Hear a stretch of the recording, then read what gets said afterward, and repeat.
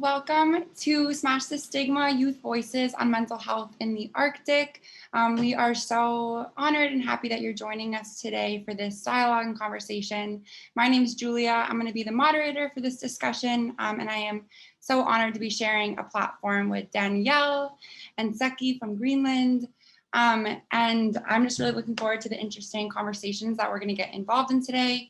We're going to be covering topics of mental health, stigma, self-care tips across countries, across cultural identities that are from the youth, for the youth. So before we really begin, I just want to address that, again, we are going to be talking about topics of mental health. We may touch on suicide, different mental illnesses. So what's most important to all of us is your wellness and well-being. If you need to step aside and get some water or take a deep breath, just know obviously that space is here and we're all about that self-care. And this is just the beginning of these interesting and important conversations involving the youth and our voices on mental health, mental illness, and ways to destigmatize this topic. I'm really glad to be, again, sharing this platform with other incredibly inspiring and passionate activists, because I think we all are just very passionate about the work that we're doing and addressing mental illness that it needs to be addressed. And just naming a few statistics, with 1 in 5 individuals worldwide struggling with some form of mental illness and mental health issues, this topic still is pushed under the rug, not talked about, not addressed in the intensity and importance that it needs to be addressed in. And I'm really proud to be amongst other young people who are fighting the good fight to make the change that does need to happen. I would like to briefly introduce myself and then pass it to my other presenters to introduce themselves, and then we're going to jump into a few questions. The chat is open, and if anyone, or the Q&A, if anyone does have questions, please drop them in there and we will get to them at the end of the session.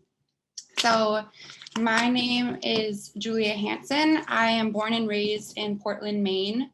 I am the co-founder of the Yellow Tulip Project, which is a youth organized and youth-oriented nonprofit aimed at destigmatizing mental illness and bringing hope and light into people's lives, whether that is through community conversation, hope garden planting, storytelling courses, music, photography, definitely a lot of use of the art as a form of healing. And we have a big network of other passionate youth that are also similarly done being silent with their mental health struggles and ready to address this incredibly important topic. A little about myself aside from that, I just graduated from Occidental College in Los Angeles, California, where I'm still living right now in LA, working at a sandwich shop. So that's a little bit about me. Whoever wants to introduce themselves next, please go ahead. I'm Danielle White. I am an 18-year-old rising sophomore at George Washington University. I was born in Rhode Island, moved to Westbrook, Maine later on in life. I am the proud daughter of 2 Jamaican immigrants, and I got involved with the Yellow Tulip Project in 2018, which was my freshman year of high school, and I fell in love immediately. I knew I wanted to dive deeper, so I started off by heading to an event, bringing my camera with me, and just soaking in all the hopeful energy and the love that was around me. Today, I'm the director of outreach, and that means I get to connect on a deeper level with every single ambassador that joins our momentum, and that's what keeps me going on the daily, knowing that we have such a strong community that truly is the embodiment of the ripple effect. What happens when one person is inspired and uses their inspiration to inspire someone else? So that's what I'm excited to do here today with everyone watching. And my name is Seqininnguaq Poulsen. I am Indigenous Inuk from Greenland.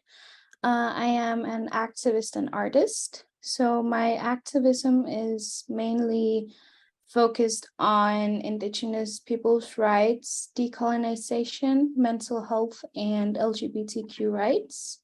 I am the founder of LGBT Greenland, and I've had many other roles, which it'll just take too much time, so I'm just going to leave it there.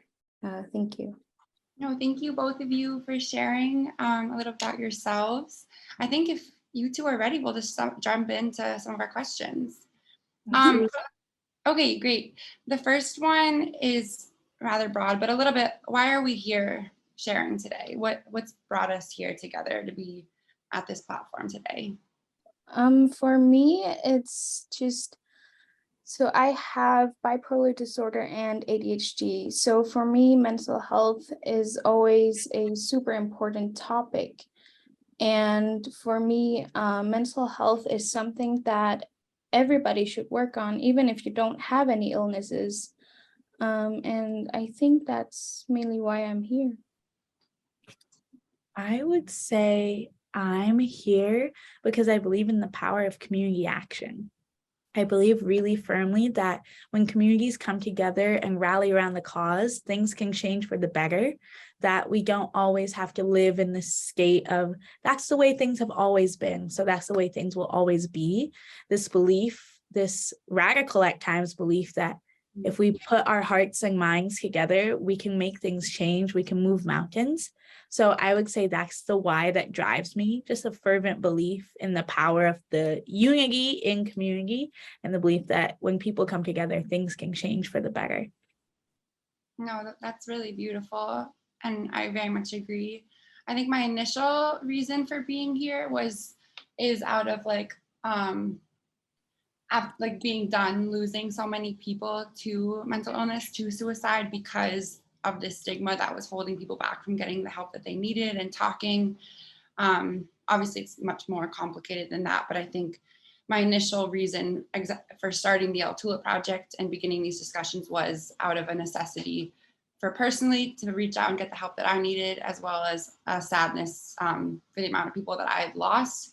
And I think once one person opened up and shared that they are struggling, it's interesting how an immediate ripple effect that created, and it created a safe space for someone else to recognize that they aren't well and share with someone else. And I think just starting these conversations and knowing that you could create a ripple effect of healing as well is just really inspiring to me. So that's why I'm here today too. So our next question is, what is stigma to you, and how does it / has it impacted your community? I'm happy to answer this one first. And I would say, to me, stigma is defined as to describe it with imagery, it's almost like a film or fog that weighs on individuals and prevents them from feeling comfortable enough to speak up. Stigma is, I would say, it manifests as the side eyes, the scoffs, the free use of wording and words that don't necessarily accurately apply to what is going on in someone's life, but are used as a way to almost devalue and disregard lived experiences. So when asked to define stigma, the first thing that comes to my mind is that film, that fog, that something where we all know it's present, but no one's talking about it. The elephant in the room dynamic. I definitely agree. But I would also say that to me, stigma is also misinformation. So in Greenland, for example, we have a lot of suicides and lots of people with mental issues and addiction and stuff like that. And there's just so much stigma around everybody, what everybody go through. And it's not a secret that everybody's going through intergenerational trauma. And I just believe that a lot of the stigma comes from misinformation about these things. Yeah, no, both of those answers I feel really summed up what stigma is in my mind as well. And I think going off of misinformation, that's why I think it is a very, as you said, Danielle, radical form of change making by simply just speaking out and honestly and openly about mental health and mental illness, and starting to create a wave of vulnerable information that can help other people understand that it is okay to not be okay also. And I think that's the hardest step, is just admitting that sometimes that you're not okay. But I think that is a raw truth that we need to, like, we're getting better at working on and admitting when we're not okay too. So yeah, I think both of you summed it up really well. What do you think are some of the roots of stigma? This question's a little bit broken up. I'll read it all, and if you want me to repeat it at any point, I'm happy to. What do you think are some of the roots of stigma, historical attributes, fear? How does the media impact this stigma? Let me know if you want me to repeat or if we just want to do a chunk at a time. As Indigenous peoples in Greenland, like I said earlier, a lot of the mental issues come from intergenerational trauma. And so what intergenerational trauma is that, well, the way that I understand it is that there's some trauma that's been going around and just goes through the generations, and it just kind of continues through those generations. And so there's a lot of trauma in Greenland that has gone through generations since being colonized, and that are still going through today. And yeah, so after being colonized, that's when suicide started happening. And that's when all of the addictions started happening. And I guess that a lot of the stigma has happened through like fear and like not wanting to step out and just kind of like compressing your feelings. And a lot of the generations as well have like grown up in an environment where you're not allowed to have feelings, and you're not allowed to talk about feelings. And you can still feel that very much today in our community. That was such a beautiful answer, Seki. I would share that I would say stigma comes from structural inequity also, where when we think about what does it mean to properly take care of one's mental health, like we have to acknowledge the lack of access and the structural barriers that might prevent marginalized communities from accessing accurate diagnoses and the help they need. So I would say that then spirals into, without accessing the help you need, some communities have no choice but to create their own story as a hope for like settling the soul, where if you're unable to have access to what you need and you know someone is suffering, sometimes the only thing you can do is to create a story that might not necessarily be the fullest accuracy, but it does provide some solace for the soul. So I would say that is the first answer that came to my head, along with the idea of when it comes to the aspects of media and whatnot. I think we then can have the discussion as it relates to like who becomes the face of mental health, whose mental health is cared for and cherished and wanted to be supported, while others are deemed and kind of cast to the side. So what does it mean when the media might show us the faces of mental health, those who can suffer and those who can't? And then that further stigmatizes those who don't, quote unquote, look like they should be suffering, or those who might look like it, but might not be able to get the help they need. Yeah, I honestly have very little to add because I think both of you summed it up really eloquently. I think on a personal note, growing up, like, and starting to come to terms with my own mental illnesses that I was struggling with, the only shows that portrayed people with mental illness were always like I don't even like saying it, but like the crazy people, and they had like horrible depictions of what it meant to be mentally unwell and mentally ill. And I think like that very much so also perpetuates stigma. If you don't, like you said, Danielle, if you're not fitting into a certain box, then therefore like you're invalidated from the mental health that you're experiencing. And I think the media can have a very detrimental as well as a very positive impact on mental illness and mental health. And I think like that, especially with new apps and new platforms coming out, I hope to see more people demonstrating them. I hope to see a lot of more like community-oriented discussions around stigma and mental illness, and showing that there isn't just one face at all to what mental health has to look like too. And I think something that I'm proud of with the Tulip project on a personal note is that we did a black and white photography exhibit showcasing that there is no one look to mental health. And I think that that is something hopefully very like helpful to a lot of people who, looking at a photo, they might see someone that looks like them and can like resonate a little bit more too. Yeah, thank you both for your honest and vulnerable answers too. I appreciate that. I'm going to move on to the next question. Is that all right? Okay. What do you believe are methods to help destigmatize mental health in your communities?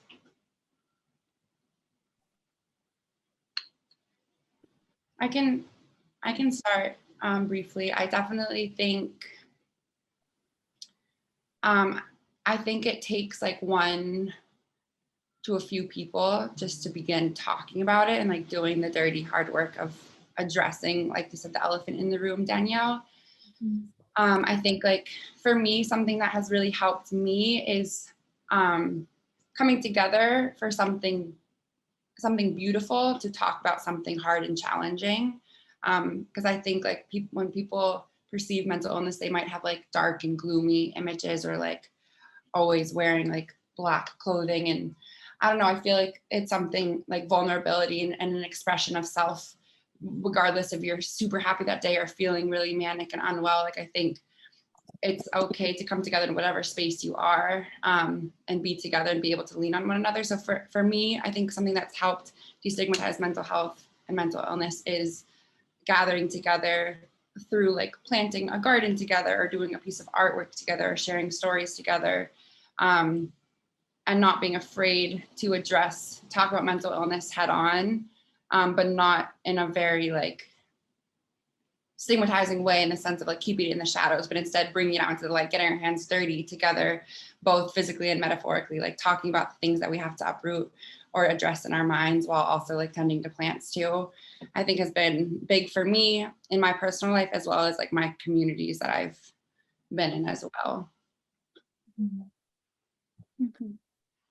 I would say what comes to my mind, in addition to what you just shared, Julia, is giving folks a space and education and platform to reflect, where one of my favorite quotes comes from civil rights activist Franny Lou Hamer, and it's the "I'm sick and tired of being sick and tired."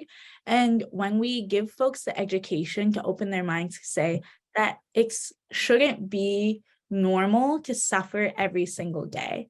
It shouldn't be seen as, oh, this is just the way life is, to feel so down that you're unable to really truly like enjoy the fruits of life and be able to thrive.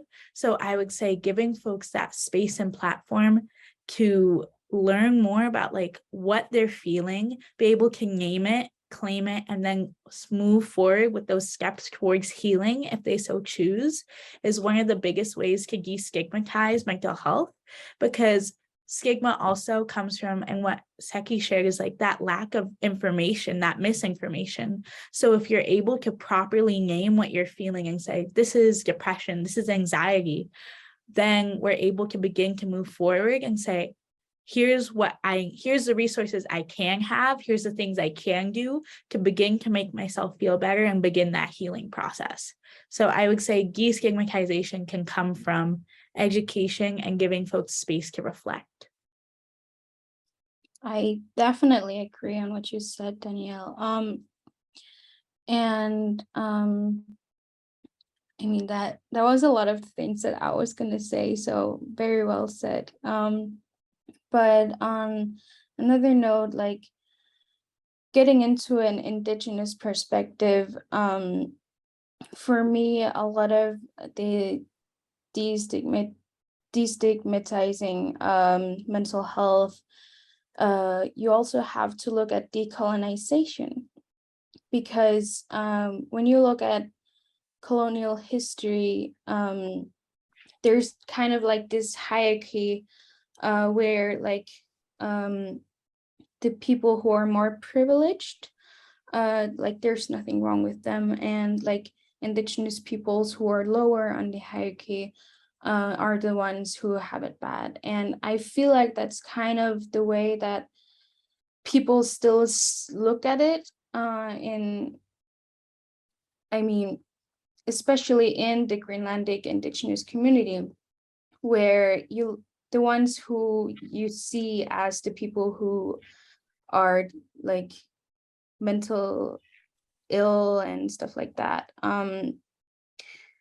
they are the ones that are like, for example, hunters, or the ones that are, lower in the hierarchy, and understanding it this way, that white people and people who are like middle class, Greenlandic middle class people, or people who speak Danish better than others, like they don't experience mental issues. But then when I was diagnosed with bipolar disorder and ADHD, that's when I realized, like, because I was very stigmatized myself, and that's when I realized, like, oh, people like me can have mental issues as well. And I was kind of like, at first I was like, damn, who would have known that I would end up like that? And I started to look at myself as a way of like, oh, I'm crazy, or I'm gonna end up having a very bad life. When in reality, it's very much possible to have an okay life, even if you have mental disorders or issues. And you can still be a very well-functioning person while having those problems. And yeah, I guess what I'm trying to say is that definitely with the information and education, super important, but also accepting yourself and accepting the fact that there are these stigmas, and accept that, yeah, we have it bad, but then we just have to move on from that, like accept it, and then be like, okay, well, then we have to work on that.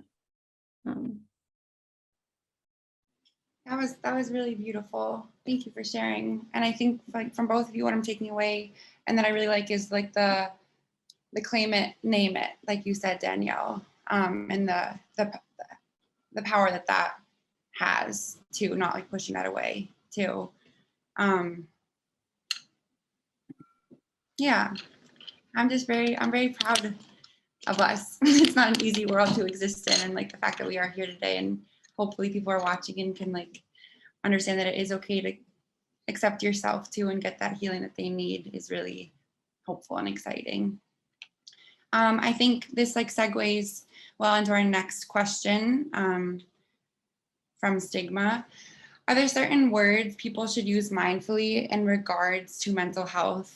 And if so, what are some that come to mind?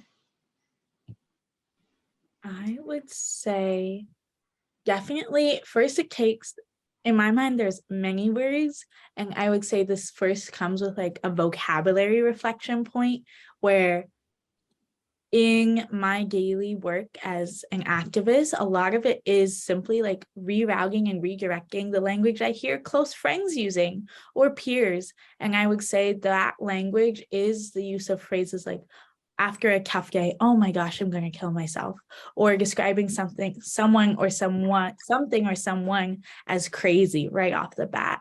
And I would say when it comes to that type of language, that's the language I would invite folks to be mindful, think of a synonym you can use, and B, I would also invite folks who are hearing that language to either correct and redirect or to ask that follow-up question. And even though it may get you an occasional eye roll, if a friend is sharing that like they're frustrated after they get past this test and the first thing out of their mouth is, I could kill myself, what does it look like to ask that follow-up question, even if you know that they're quote unquote using it jokingly? What does it look like to ask that follow-up question of like, is everything all right? Because maybe there's a deeper need that is being masked by the use of that language. So when folks I invite folks to be mindful of language, mindful of the words they're using. And then I also invite the listeners, those who are hearing this language, to either correct and redirect or ask that follow-up question of like, how are you? Are things okay? Are things really hard? Is this a cry for help? Or is it something you're using in vain that can be redirected towards using different language? Maybe instead of crazy, we can start using the word wild more often. So. I don't really have anything to add,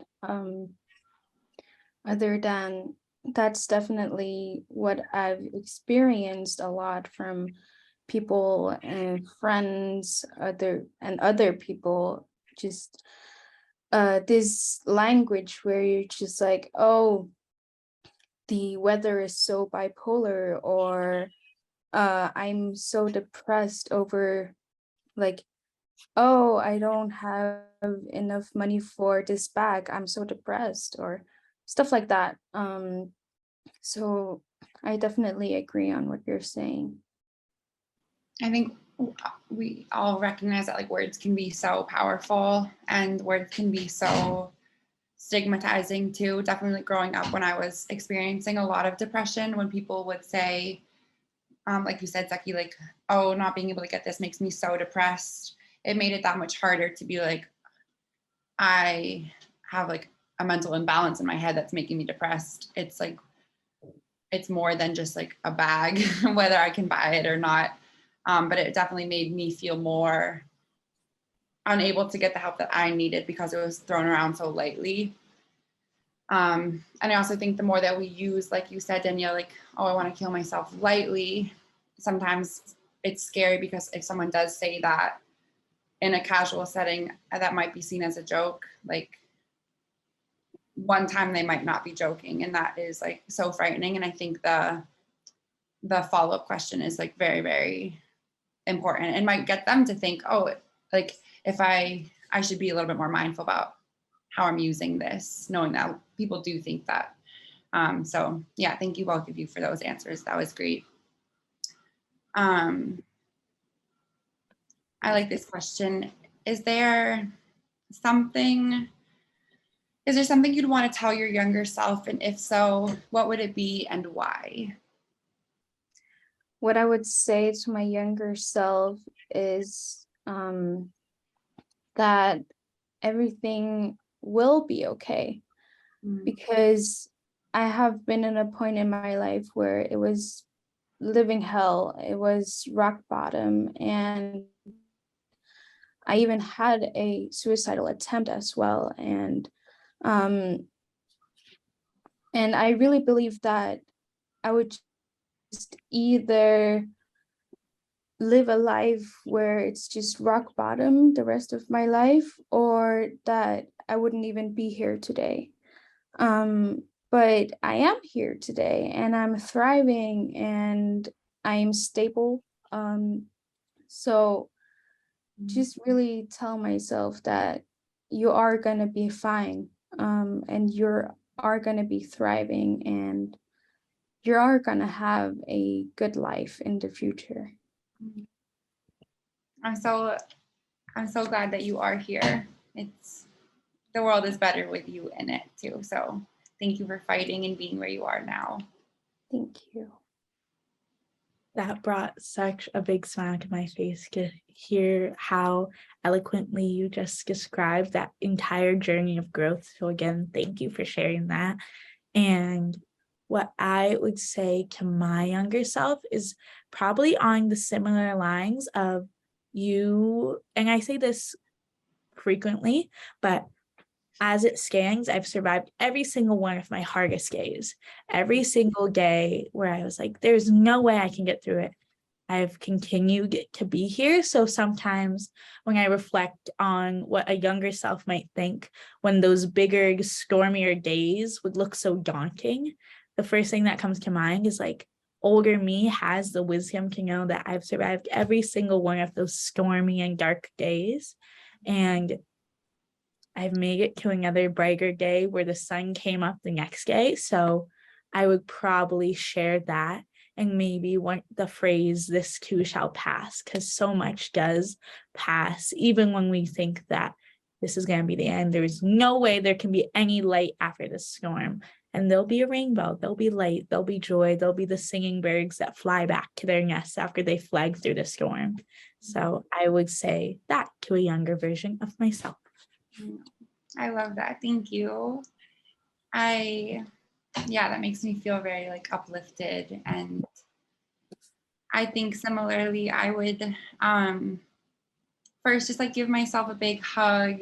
I feel like when I was smaller, I was just so like confused and everything was just like scary and intense and confusing. I think just like a big bear hug and just like taking deep breaths would be nice and appreciated. And I also think just like telling myself to never undermine the power of like sleep and hydration and snacks, because while I very much like have depression and again like a chemical imbalance in my brain, I can at least tend to the basic parts of being Julia and what that means to me, and like depressed and tired Julia versus just depressed Julia is very different Julias that you're meeting.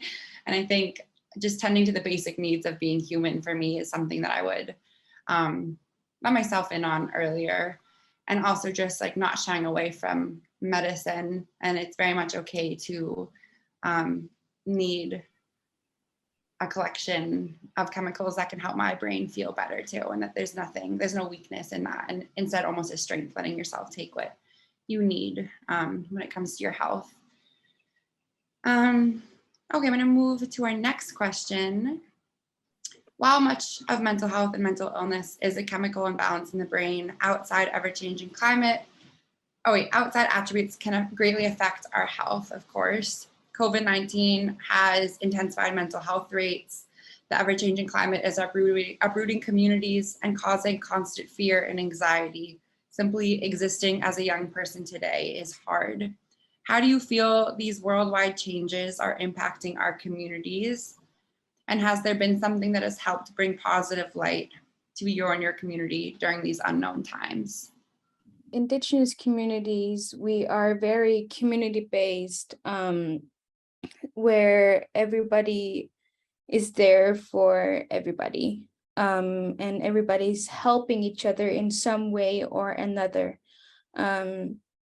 So what I've noticed in smaller communities especially is that with COVID and isolations and stuff like that, people have had it pretty hard mentally because they've been very alone when they're used to being in a community where you're always together, you eat together, you do things together, and you share things with each other. And I mean, I guess that's kind of what I have to add. Yeah.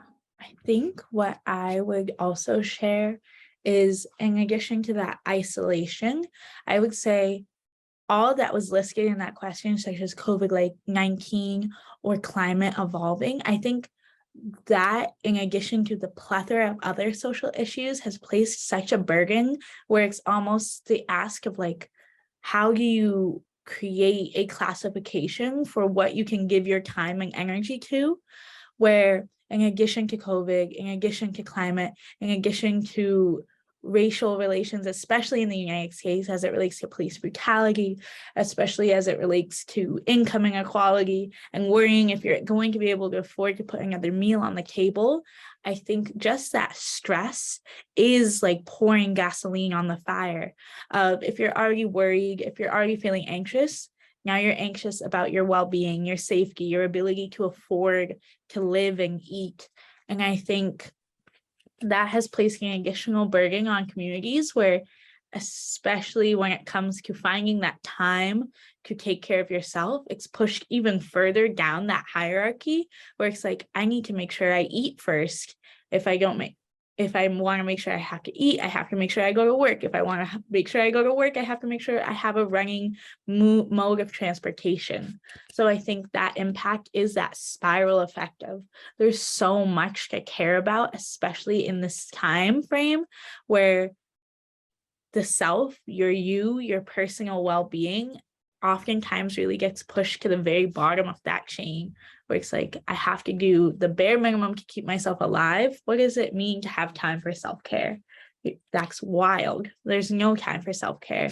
There's time for like that basic sense of survival. And most of the time when we're just surviving, we're not really thriving. I definitely agree. But I would also add that we're definitely experiencing a lot of the same problems regarding like food and security and money, especially into smaller communities where they're like hunter-gatherer communities. With climate change, we see a lot of change in the animals' behaviors, and the ice melting a lot earlier than it's supposed to, making it like almost impossible to hunt the food that you're supposed to eat in that season. So there are a lot of like, for example, in North Greenland, the ice melted, I think it was a month or more earlier than it was supposed to. So the hunters couldn't hunt the narwhals, so they couldn't get any money at all. And also like, because of like hunting problems, they're just like, they live paycheck by paycheck, meaning that they live off of every animal that they hunt. And without any like food to hunt, you don't have food, and you don't have any money for like food from grocery stores.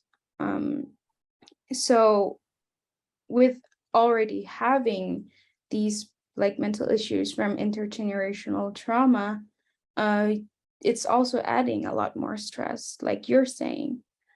So I definitely agree on what you're saying. I think it's really sad and scary too. Like, mental illness is so intertwined with so many other past, current, and like rising issues, and it's just very hard. There's no one simple solution at all. And I think, like, especially for me, speaking as a young person, it's really frightening knowing that there's just like constant changes and like constant climate changes that are, like you said, Seki, that are like impacting so many people's communities for the worse. And it really, I feel like it's important when people are talking about mental health and mental illness that they do recognize that it is a very intersectional topic, that there's so many other identities that are intertwining with mental health and mental illness, and it's hard to address one without the other too. So thank you, both of you, for bringing up the other parts that intensify mental health and mental illness as well. And I think that those are so important to be equally recognized when we talk about this as well. I want to leave enough time for participants to ask any questions that they have. So maybe I'll ask one more that we've prepared, and then we can move to the Q&A. Let's see. I'm interested, how is mental health talked about in your school systems? And is anything being done to address mental illness, mental health, with knowing that there's such high rates of mental illness among adolescents? I would say there are aspects being done, but I'm not entirely sure that it's enough, where when we take into account the full conversation regarding intersectionality, cultural awareness, I think I would say some school systems are really missing the mark, where when I work with other youth as it relates to inspiring them to do community action, I see a lot that 99% of their demands are about mental health support, more mental health resources, giving students more outlets for their mental health. So I think the demands are being made, but are they being fulfilled? Where when I was in school, most of the time, the only resource was the guidance counselor, and that in itself is incredibly overwhelming on that person to do the job for My school only had 400 students. Think of high schools with 1,000. And then on the college level, there's access to virtual therapists and whatnot, but are the resources being shown as widely available is also a question. Does everyone know which tab to click, how to navigate themselves to get to that point where they can access that resource? So I would say the resources are present, but are they accessible and are they as comprehensive as they should be is the question that always comes back to my mind and makes me really grateful for organizations like ours, like the Yellow Tulip Project, that gives folks another resource where that they can be hands-on with, that's easily accessible, that's something that they can simply in one Google search find all the resources they need and then use our resource to direct them to other mental health resources. So I would say the school system as itself misses the mark. It has options to provide more resources, but are those resources fully comprehensive, intersectional, culturally aware? That's the question that I feel like the Yellow Tulip Project is asking, and through the resources we provide are getting to begin to break down that wall/barrier that might prevent students from saying, oh, this is a resource that I can benefit from, that I can grow and heal with. Definitely. Yeah, in Greenland, so Greenland has one of the highest suicide rates in the world. And it is definitely like, it is not a secret that every single person has, they know a person that has either tried committing suicide or has committed suicide. And I mean, the school system in Greenland is regarding mental health is very, very poor.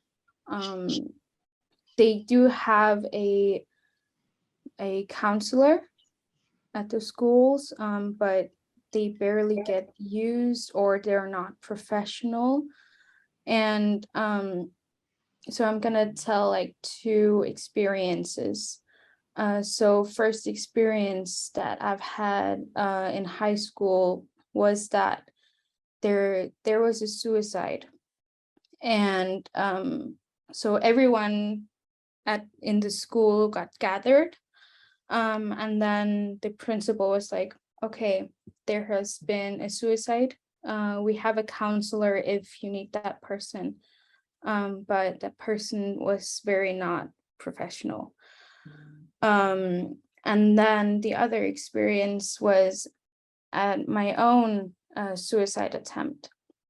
So it was also this high school.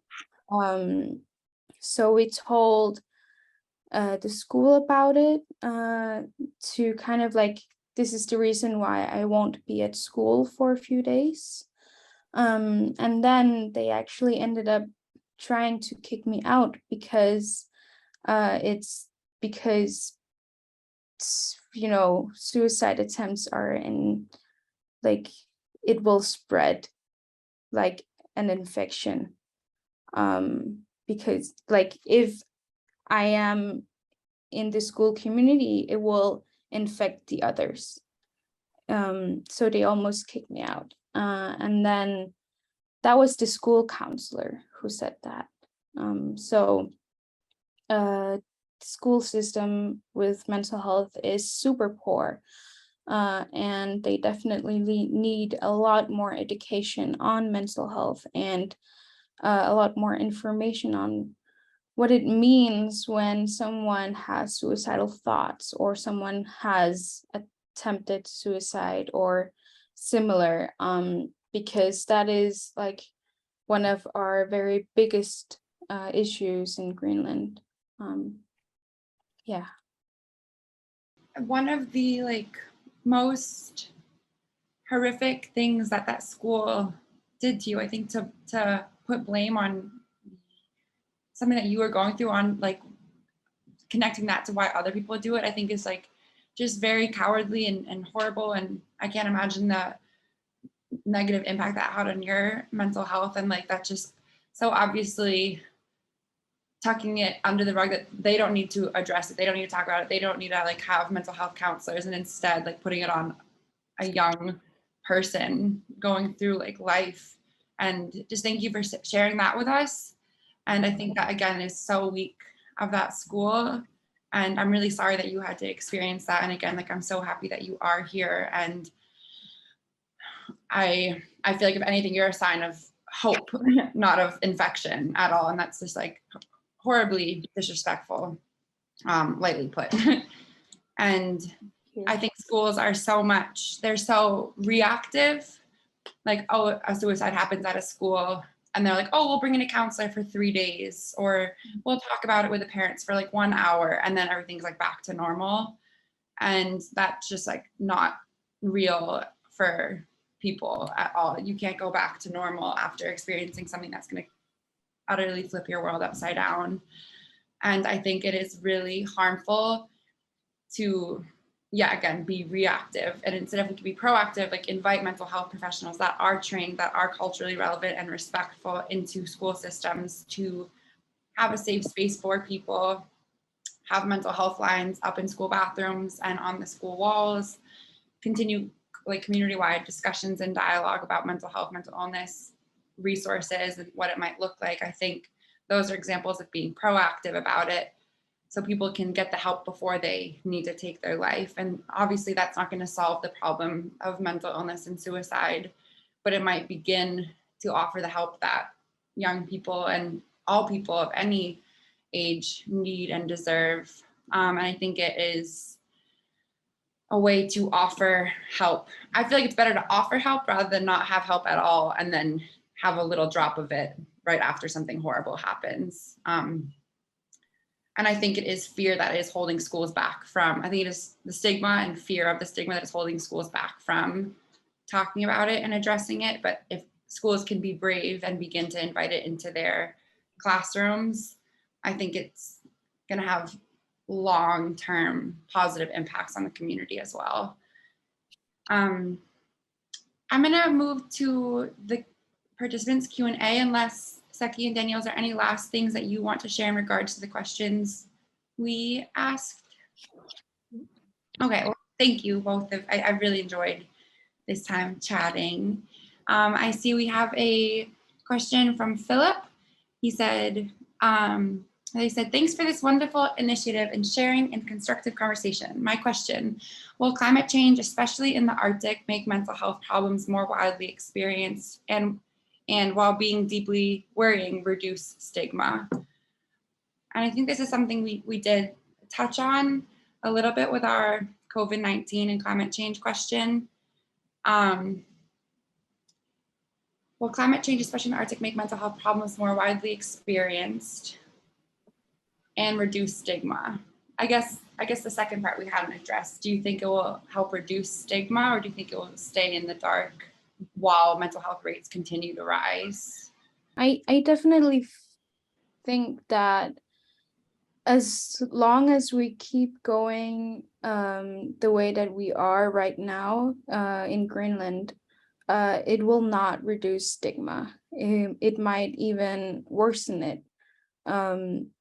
So if we want to reduce the stigma when it's actually making a lot more mental health problems, we really have to work on it and destigmatize and hand out more information to everybody, especially institutions and schools.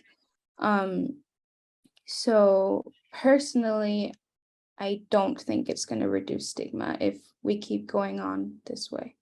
I think I would agree to what Seki just shared, thinking about how this isn't specifically to the environmental aspect of the question, but as rates of mental illness increase, unless we begin to have conversations and find community, we'll just have a lot more isolated people suffering in silence in their individual silos. So even if it was 100 out of 100 folks struggling and suffering with mental illness, unless there is that one person who says, hey, me too, and other folks saying, yeah, I also am struggling, I'm also suffering, we'll just have a lot more people in silos. So even if rates increase, unless we're having those conversations and fostering and cultivating community, we won't get to the point where stigma is reduced. We'll just have more people struggling in silence. Yeah, I think you both summed that up really well. And that just reiterates again why these conversations and beginnings of these conversations are that much more important to be talking about it openly. I think we have time for probably one more question. This is from Suzanne. First, thank you, you three amazing mental health warriors. Second, can you share what you all do for your own self-care? I mean, personally, living with 2 disorders, my main thing is obviously take my medication, but also to kind of maintain a stability. I also make sure to try to eat when I can, try to stay hydrated, and just take everything just like without rushing myself, just taking it slowly. Because sometimes it can be very hard to just take a shower or do your chores and stuff like that. So just do it at your own time. Kind of like, okay, I'm just gonna sit here for a few minutes, and then when I feel ready, I'm gonna do it. But still making sure that like I am going to do it today. Just like taking a shower or doing laundry or whatever you need to do, but also make sure to go outside once in a while, because it's very easy for me to kind of isolate myself. So I really try to do all of these things, but slowly, kind of like respecting my own feelings. And yeah, I guess that's what I usually do. I love that. And I think positive self-talk is like sometimes incredibly challenging to do, especially when you aren't feeling well. And I think that's something that I've gotten better at. Even if I don't like believe what I'm saying, at least I can try to put it out into the universe and just say something good about myself, or make a promise that I can do something kind to myself today. And like you said, go at your own pace.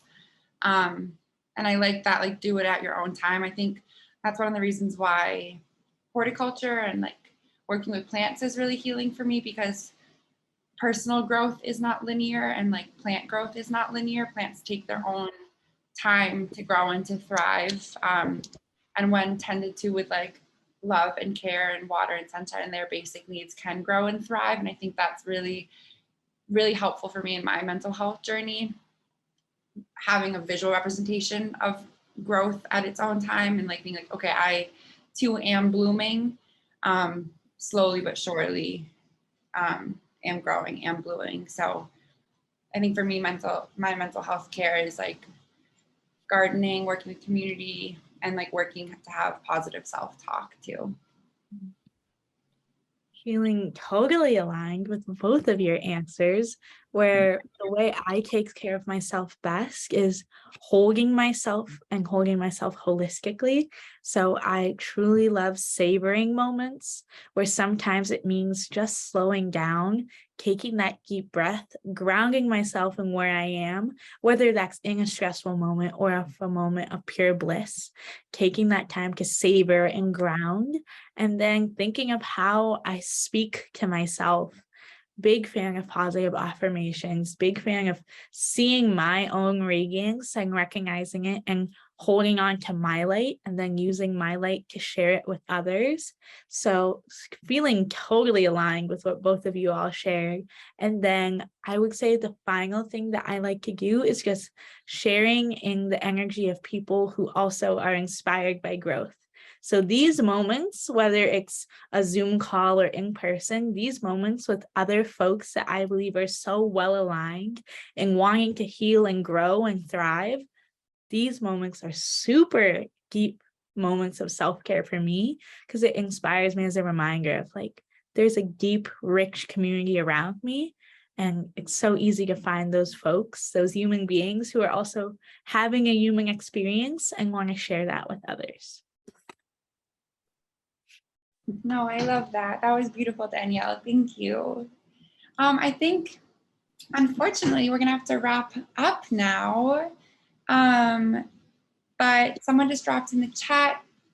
Let's see. To follow the link to learn more about the Yellow Tulip Project. Thank you. Yeah, and I think overall, just first, Seki and Danielle, like it's been such a beautiful honor to share this platform together and just talk. And I look at you both as mentors and friends and inspirations in my life. And I'm just so, I don't know, I feel like even just for this hour conversation, I've learned a lot as well. So thank you for speaking with us today, with me today. And thank you for all the participants for your great questions and for being here, listening to what we have to say as well. Do you have any closing remarks, you two, or just thank you? Yeah, just gonna keep thank you. I would like to say that no matter who you are and no matter if you feel like you're stable or not, it's extremely important for you to keep, take care of yourself in any way possible, even if you're stable.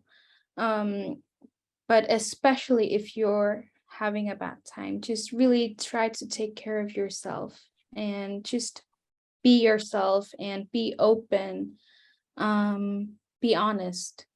Yeah. No, that's beautiful. Thank you. Amazing. Thank you. This was incredible. I'm like feeling so overjoyed. If you can't tell me the big old smile on my face. Thank you for this opportunity. I'm so happy I got to connect with you all. Thank you. It starts with us. Like this revolution of self-care and smashing the stigma really starts with us. So happy, so overjoyed. This just made my day.